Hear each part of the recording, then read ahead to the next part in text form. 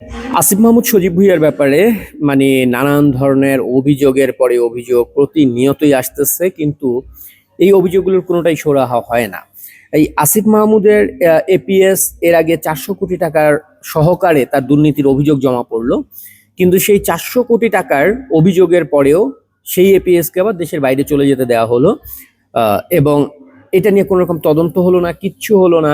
APS running থাকাকালীন সময় আসিফ মাহমুদের সে দেশ ছেড়ে পালায় এবং 400 কোটি টাকা তার বাংলাদেশ থেকে পাচার করার তথ্য গোয়েন্দা বাহিনীর কাছে ছিল, পুলিশের কাছে ছিল, ওপেন সিক্রেট ছিল, এটা কোনো বিচার হয় নাই।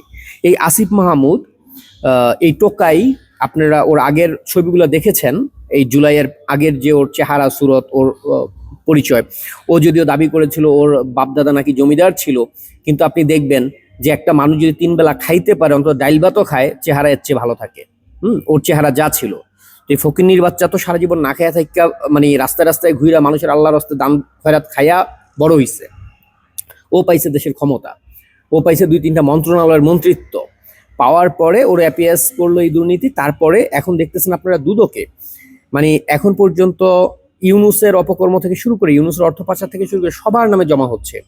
সর্বোচ্চ যেই অপকর্মের অভিযোগ জমা পড়েছে তার মধ্যে একজন হচ্ছে গিয়ে মহামান্য ইউনুস, সেই সুদী কারবার, যে এতদিন যাবৎ মানুষের সুদের ব্যবসা কইরা মানুষের কাছ থেকে 1000 কোটি কামাইছে, কিন্তু সে এখন একলগে মনে করেন যে কয়েক হাজার কোটি কামানোর ধান্দা পাইছিল।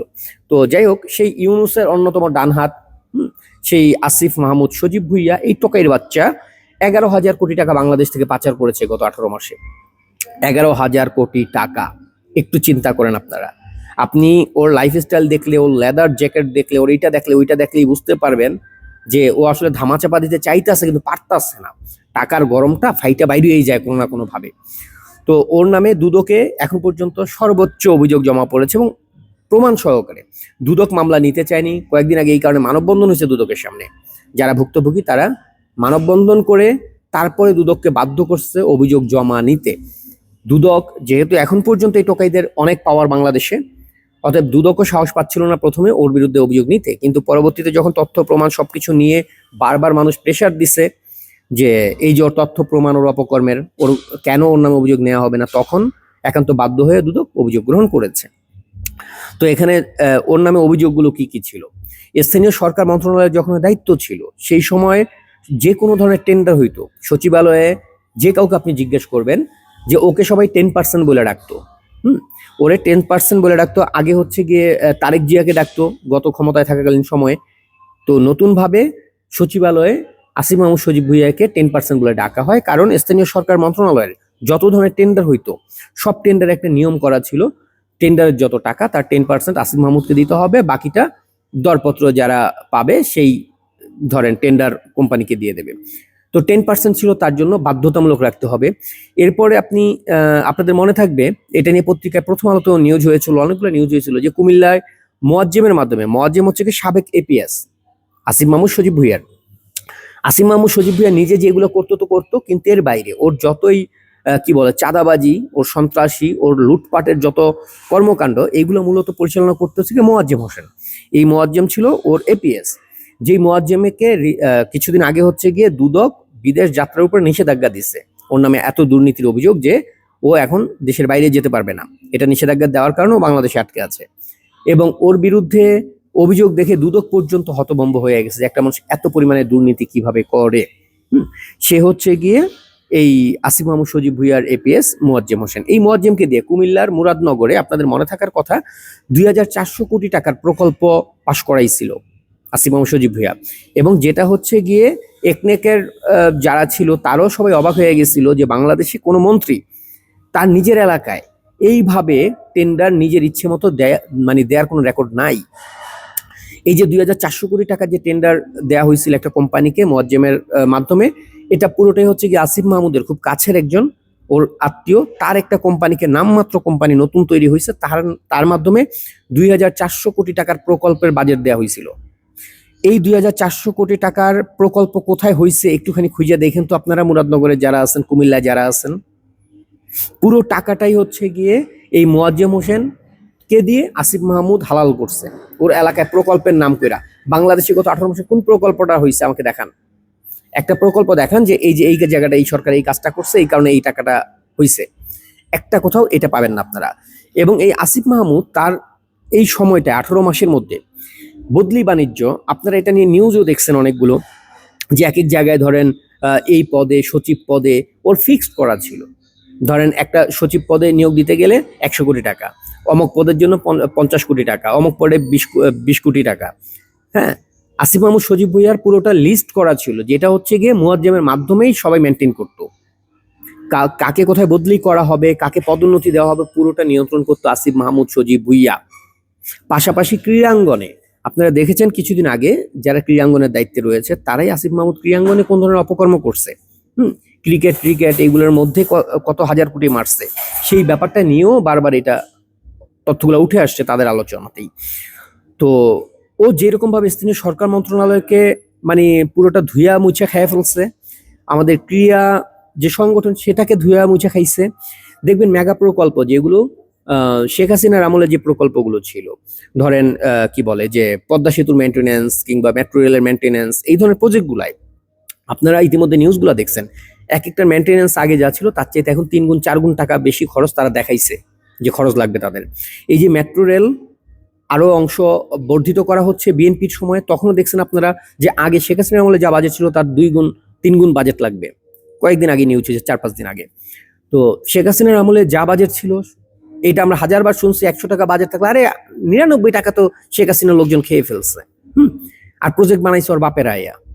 আর এখন ওর বাপেরা ক্ষমতায় বসার পরে শেখ হাসিনা যেটা 10 টাকায় করতো সেটা এখন 30 টাকা, 40 টাকা, 20 টাকা এই ধরনের বাজেট করা হচ্ছে। কাদের স্বার্থে?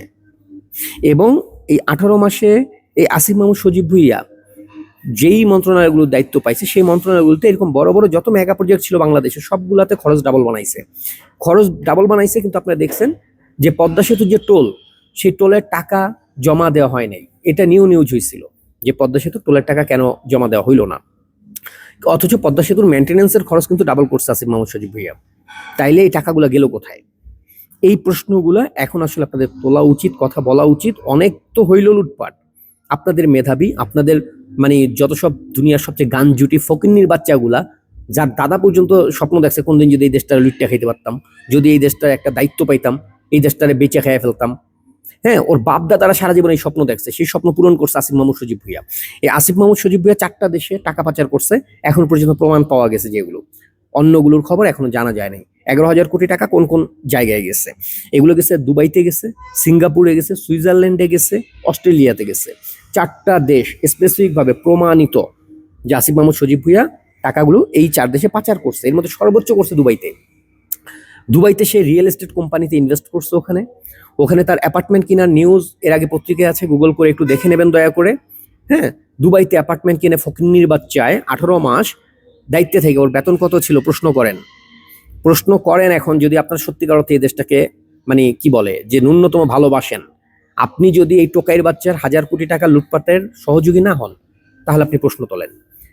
তো দুবাইতে সে রিয়েল এস্টেটে টাকা ইনভেস্ট করছে, গোল্ডের বিজনেসে টাকা ইনভেস্ট করছে। তারপরে সেকেন্ড সর্বোচ্চ টাকাটা পাঠিয়েছে সিঙ্গাপুরে, এবং সিঙ্গাপুরে হচ্ছে ট্রেডিং কোম্পানি আছে একটা, যে কোম্পানির মাধ্যমে হিউজ পরিমাণ টাকা সে ইনভেস্ট করছে।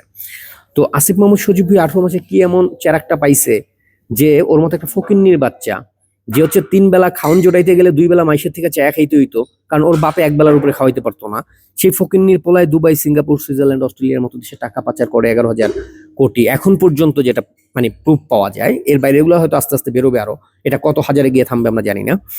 তো কিভাবে এই টাকার মালিক হলো এটা নিয়ে একটু প্রশ্ন তোলা খুব জরুরি। যখন এই অভিযোগগুলো দুদকে যাচ্ছে, এবং দুদক যখন গত 3-4 দিন আগে সংবাদ মাধ্যমে দুদক বলল যে দুদকে যেই পরিমাণ উপদেষ্টাদের বিরুদ্ধে অপকর্মের তথ্যপত্র আমাদের হাতে আসতেছে, এটা একটা রেকর্ড করে ফেলবে। বাংলাদেশে দুদকে এর আগে কোনোদিন এত অপকর্ম একটা সরকারের, মানে তাও 18 মাসের একটা সরকারের বিরুদ্ধে কোনোদিন জমা পড়ে নাই, যেটা এখন পড়তেছে এই 18 মাসে ওদের লুটপাটের যে ইতিহাস। তো সেই জায়গা থেকে আসিফ মাহমুদ সজীব ভুইয়া গতকালকে একটা সংবাদ সম্মেলন করছে, আপনারা দেখছেন। ওর নামে এত অভিযোগ, হাজার অভিযোগ ওর নামে, অথচ টোকাইয়ের বাচ্চা সংবাদ সম্মেলনে এসে কি বললো? বললো আমি আসলে এই সাকিব আল হাসানকে করতে দিইনি তো, খেলতে দিইনি তো, এই কারণে সাকিব আল হাসানের ভক্তরা আমার নামে এইগুলা মিথ্যা অভিযোগ করতেছে। পুরা সংবাদ সম্মেলনের শুধু একটাই গান গাইলো, সাকিব আল হাসানের ভক্তরা। সাকিব আল হাসানের এখানে কারা আছে ভক্ত? যে তোর বিরুদ্ধে মামলা করতেছে? তোর বিরুদ্ধে মামলা করছে যারা, তারা প্রত্যেকে তোর সঙ্গে কাজ করা মানুষ, প্রত্যেকে তোর মন্ত্রণালয়ের সঙ্গে কানেক্টেড মানুষ, প্রত্যেকে তোর দ্বারা ভিকটিম হওয়া মানুষ। অতএব এখন অন্য কোনো কিছু বলতে না পাইরা ছাগলের বাচ্চায় একটা ছাগলামির আলাপ তুলতেছে, সেটা হচ্ছে সাকিব আল হাসানের ভক্ত যারা, তারা আমার নামে অভিযোগ করছে। ওর নামে অভিযোগ আছে কয়েক হাজার। সাকিব আল হাসানের ভক্ত যদি করে থাকে, স্পেসিফিক বলে দেয় যে এই লোকটা সাকিব আল হাসানের সঙ্গে কানেক্টেড, প্রমাণ দিয়ে দেয়, তার ওই অভিযোগটা আমরা বাদ দিয়ে দিব। ওই অভিযোগ আমরা বাদ দিয়ে দিব, সেটা যত বড় অভিযোগই হোক না কেন, যা ওইটা বাদ দিয়ে দিলাম। ওইটা বাদ দেওয়ার পরে বাকি যে আরো অভিযোগগুলা, সেইগুলা তোর কোন বাপেরা করছে? প্রশ্নটা তোলা খুব জরুরি। আসিফ মাহমুদ সজীব ভুইয়া দেখছেন আপনার নির্বাচন করে নাই। নির্বাচন করে নাই কারণ ও জানতো যে ওর যে পরিমাণ অপকর্ম যে কোনো সময় ফাঁসবে, এবং এনসিপি ওরে নির্বাচনে দাঁড় করানোর ওই ঝুঁকিটা নেয় নাই। আপনারা দেখছেন যে কি বলে যে আরেকটা যে উপদেষ্টা আছে মাহফুজ মাহফুজ ও নিজেও দাঁড়ায় নাই নির্বাচনে। মানে যেই দুইটায় মানে মন্ত্রী হয়েছিল, এই দুইটার এত পরিমাণ অপকর্ম যে এনসিপি জানে আজকে হোক কালকে হোক এগুলো সব বেরোয় আসবে, এবং সব বেরোয় আসলে সেই মুহূর্তে যদি ওরা এনসিপির এমপিও হয়, ওদের এমপি তো চলে যেতে পারে, ওরা জেলে যাবে। মূলত এই কারণে এনসিপি ওদের দুজনকে নির্বাচনের বাইরে রাখছে। কিন্তু এনসিপি কি জানে না ওদের দুর্নীতি? পুরোটা এনসিপি শেল্টারেই হয়েছে। আসিফ মাহমুদ সজীব ভুইয়ার যে টাকা, সেটা কি একা আসিফ মাহমুদ সজীব ভুইয়া খাইছে? না, খায় নাই। নাহিদ ইসলাম কত নিছে? নাহিদ ইসলাম তো নিজেই খাইছে নিজের মন্ত্রণালয়ে দিয়া। কিন্তু তার বাইরে এই সব জায়গাগুলোর সঙ্গে এনসিপি পুরোটাই জড়িত। এনসিপি যে দলীয় কার্যক্রম চালাচ্ছে, সেটা ইনকাম সোর্সকে একটু প্রশ্ন করেন যে এনসিপি নির্বাচন করার জন্য এত টাকা কই পাইলো? এনসিপির এক একজনের যে এত বড় বড় অফিস নিয়ে বড় বড় বয়ান মাইরা মাইরা ইয়ে করতেছে, সেরাটনে সোনার গায়ে তারা হচ্ছে 17,000 টাকা করে পার হেড খরচ করে ইফতার করছে গত বছর। এই টাকাগুলো কই থেকে আসছে? একটু প্রশ্ন করেন। কারণ এখানে যেইগুলো আছে প্রত্যেকটার জুলাইয়ের আগের ইতিহাস আমরা জানি, প্রত্যেকটার জুলাইয়ের আগের চেহারা স্রোত কেমন ছিল আমরা জানি। অতএব সেই ফকিন্নির বাচ্চাগুলো কিভাবে এরকম হাজার হাজার কোটি টাকার মালিক হয়েছে, প্রশ্নটা তোলা জরুরি। এখন সময় আছে, কথা বলেন, অন্যথায় অল্প কিছুর মধ্যেই আসিফ মাহমুদ সজীব ভুইয়ার মতো যেই চোরগুলো আছে দেশটাকে চুষা খাইছে, যারা শেখ হাসিনাকে মূলত ক্ষমতা থেকে নামাইছিল এই দেশটাকে লুট করার জন্য, তারা লুইটা খাইছে। ওদেরকে আটকান যে কোনো ভাবেই হোক, কারণ অন্যথা ওরা দেশ ছেড়ে পালাবে। অতএব এখনো সময় আছে, এদের বিরুদ্ধে কথা বলেন, এদের প্রমাণগুলো জাতির সামনে আনেন, এবং এদেরকে বিচারের মুখোমুখি দাঁড় করান। এই দেশে আজকে দেখছেন বিএনপির একজন নেতা বলেছে, বিএনপির যিনি অর্থমন্ত্রী বর্তমান, তিনি বলছেন যে এই ঘাটতি কিভাবে পোষাবে, প্রশ্ন করা হয়েছিল। সে বলছে আমরা কি করবো, আমাদের হাতে একমাত্র আছে দেশের ভিতরে ইনভেস্ট বাড়ানো, আর দ্বিতীয়ত হচ্ছে ভ্যাট বাড়ানো, ট্যাক্স বাড়ানো, এবং আমরা এই দুইটি আমাদেরকে করতে হবে। এই কথাটা একটু মগজে ঢুকান, একটু চিন্তা করেন। আসিফ মাহমুদের যে 11,000 কোটি টাকা পাচার এখন পর্যন্ত যেটা পাওয়া গেছে, এই 11,000 কোটি টাকা ওর বাপের টাকা না, রাষ্ট্রের টাকা বলতে রাষ্ট্রের কোনো টাকা নাই, পুরোটা আপনার পকেট থেকে যাবে। অতএব এই যে ট্যাক্স বাড়াচ্ছে, এই 11,000 কোটি টাকা আপনার ধরেন বাচ্চা দুধের মধ্যে পড়বে, আপনার ঘরে চাল কেনার টাকার উপরে বাড়বে, সবকিছুর উপরে বাড়ে, এই টাকাটা আপনার থেকে নেওয়া হবে। অতএব যারা ভাবতেছেন আসিফ মাহমুদ সজীব 11,000 কোটি টাকা মারছে, আমার কি আপনার কি, যদি একটুখানি অর্থনীতিটা বোঝেন তাহলে বুঝবেন গো আমার আপনার সারা হয়েছে।